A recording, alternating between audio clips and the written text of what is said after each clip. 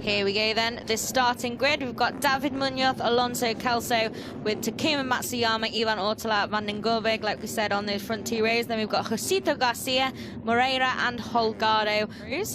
And then completing the top 10, we've got Cruces, then Ogden. I'm sure he'll be looking to move forward, as will Mario Ajii from 12th. Then we've got Daniel Munoz, David Salvador, Tapia, Agius, Watland, Ogden in Moto3 next year as well. And then I've lost a row there, but Lunetta, Asman, Boisri 7th, and then Volpi, Jombini, Detweiler, O'Shea, Rosenthaler. And then fire away from pole position here in Misano. It looks to be a good start from the 64. It comes across and there's contact with Kelso already. Well, I'm not sure he was supposed to be doing something like that from pole position straight across the front end of the Australian, but he's not bothered one jot. He takes the whole shot, does Kelso, and Munoz, I think there he is, slots into third, but we've got a couple down in the background. We have indeed, so you can see in the background then riders look okay, so that's the main thing. Not sure exactly who that was that's gone down, but yeah, that was drama off the start line, wasn't it? It's not Formula One. Hey, that's gone down the opening corner incident as Ortola looks up the inside, no way through. Still Kelso leading the way, and I wouldn't be surprised if the stewards have a quick look at that one from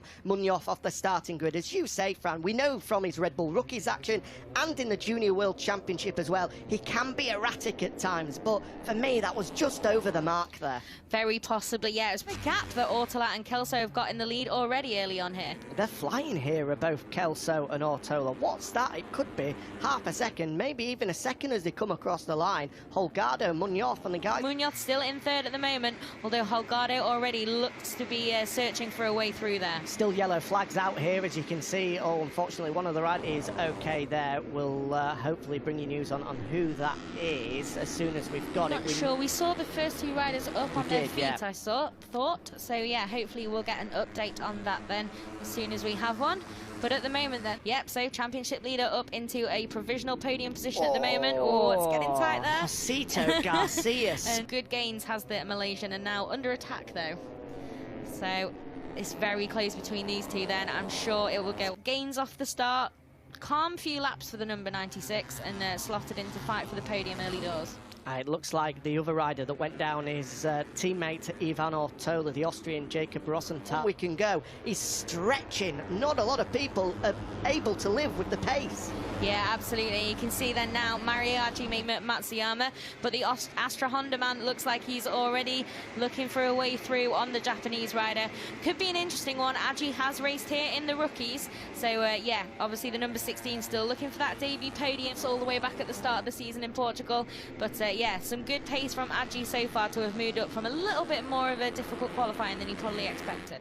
Fastest man on track, the World Championship leader, Danny Holgado, he's got in front of David Munoz as Ortola. Oh, that's Scott Ogden that's gone down, and he's not happy about something as well. It's been such a great weekend for him after announcing his move to the World Championship full-time next year. And angry about that one. Here we go, let's see what's happened. There's Ogden. Oh, and it's Munoz that's gone with him as well. The teammate to David Munoz, Danny Munoz, has collected him. And through no crash for Danny Munoz, just takes the Brit with him. Unfortunate, super bad luck for him. Nothing much Danny Munoz can do about it. Frustration because he's fighting for fourth in the championship as well. He currently fourth, only 4 points clear of Jose Antonio Rueda, who finds himself well, and he's currently 8th. So we'll have to wait and see, but it's certainly not helping his charge to finish in the top 5 of the. And it's Ajii now leading the chase, as you can see on the graphics. About a second and a half, just over back to the Indonesian. So I think I called him Malaysian earlier, didn't I? Apologies. But Ajii in 5th place then, so he's still in those front running positions, but it's going to be a bit of a challenge. Josito Garcia, as we should say now. It looks as though he's managed to get in front. That duel won't help them either, will it? Not at all. They need to be working together here. It's already 2.5 seconds. That's just going to... The worst news for them is that these 4 out front are working as a quartet at the moment. They're not getting in each other's way. Kelso's pace is that strong that... So yeah, it's good race for those guys at the moment to also make that space for themselves. You have a long lap penalty though given there on the bottom of the screen. Filippo Farioli, the Italian, has been handed a long lap penalty. He's currently outside of the top 20, so he's not having a good day anyway. Otherwise, they'd be right on his tail. Yeah, it's not Moto3 style to sit and wait, is it? So many of them optimistic. So he's not bothered. He's not bothered. Well, we say that, but of course, he has got that wild card on the line. But in terms of getting in, because his allegiances don't lie with anyone, Holgado goes down! The championship leader crashes out of nothing. The rear wheel. It's Danny Holgado, but he is down and out of this group. And he was ahead. Rider perfectly okay, but such drama then. Just sliding out from in front of the number 64. Such a strange crash. It is. So few people go down at turn 15, especially in that manner. It was so a big if. Suddenly, the difference between the pair will be 17 points. It's up for grabs. He does have a few personal things on the line there in terms of that wild card, but he just wants to be an interesting one now, isn't it? And like we said, they're going to know that Holgado's out of the second group.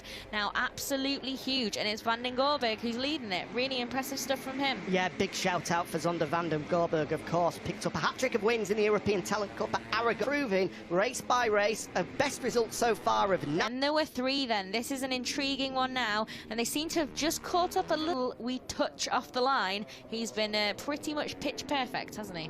Yeah, he has. Absolutely brilliant so far. And all round in Valencia, like you say. But at the moment then, so for sure, and also a track limits warning there you can see from race direction. Not the Munoz in the front group who's on to try and break Danny Holgado's heart even more today. Yeah, I was surprised to see him, but he has rejoined. Okay. he's down in 28th place, so I don't something in my brain twitched when I saw it, and I was like, why though?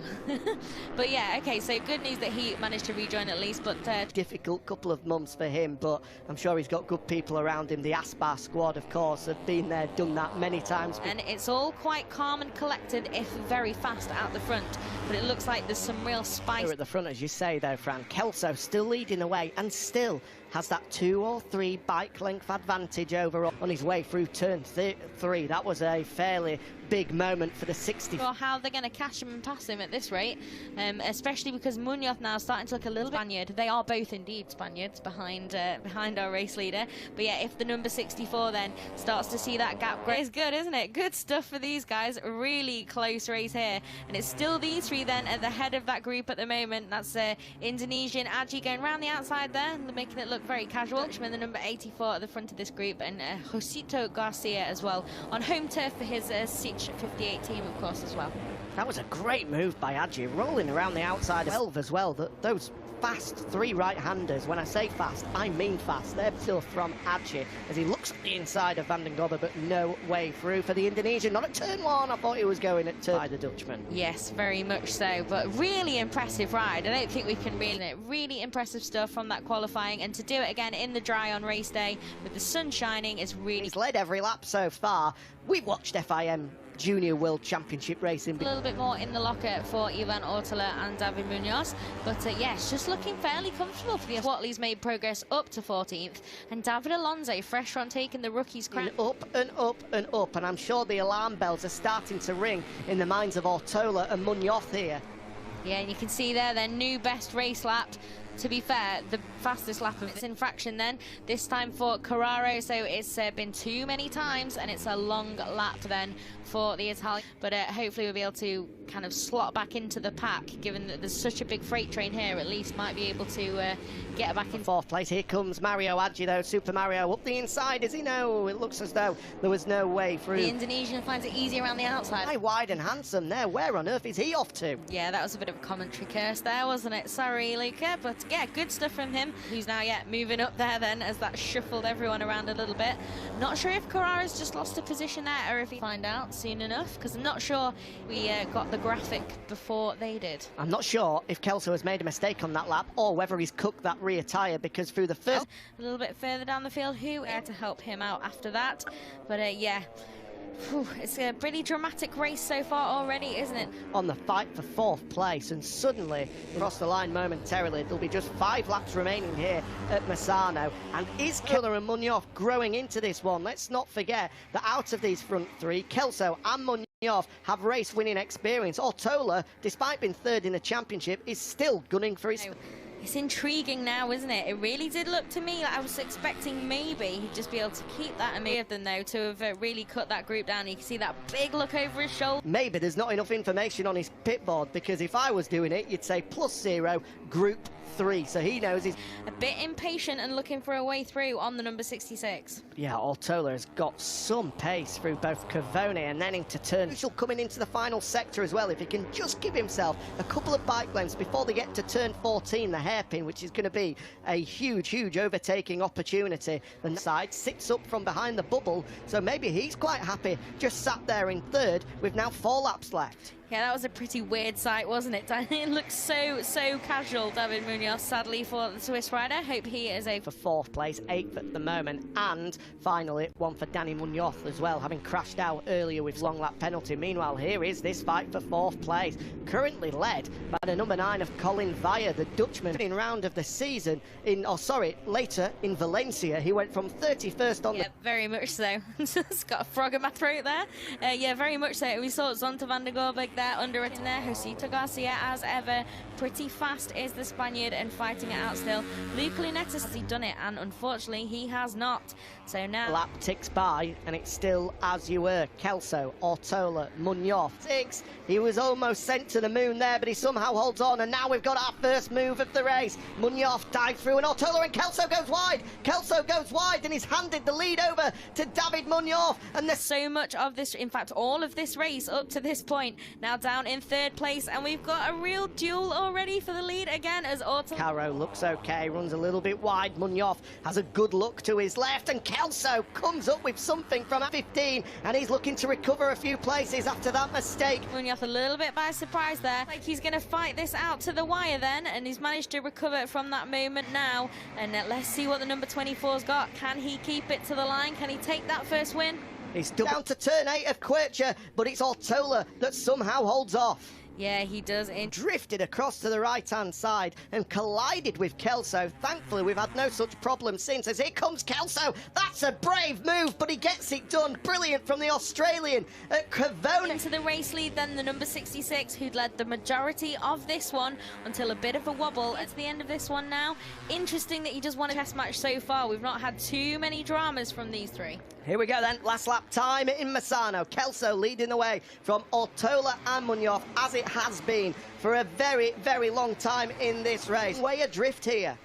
He does indeed. This is going to be an interesting little bit again. The Australian just foot dangling out there, but he's kept the race lead. This Munoz as well, but they both stay on. Munoz has drifted out of contention, I think, here. Half a lap to go, and he's a long way adrift. He makes a mistake, he goes wide, but Kelso does as well, and Ortola pounces. The 24 hits the front here. Those 2 guys going wide at the same time, and Ortola is through, but it looks like Kelso is ready to strike back again. The number 66, surely he's going to go around for the it. outside. Fantastic from Kelso. What a move into turn 14. He's got to hit his braking marker. He's got to hit apex. He gets it done. Only 2 remain for Joel Kelso. Into turn 15. What a move that breaks. One last time for the final corner. And surely if he can get it out of here, Joel Kelso will win his 2nd race in the Junior World Championship, and in some style too. Ortola takes 2nd, and it's Cho in the battle for 4th. It's Colin Vaya. The Dutchman didn't care. He just rolled around the outside and got the job done.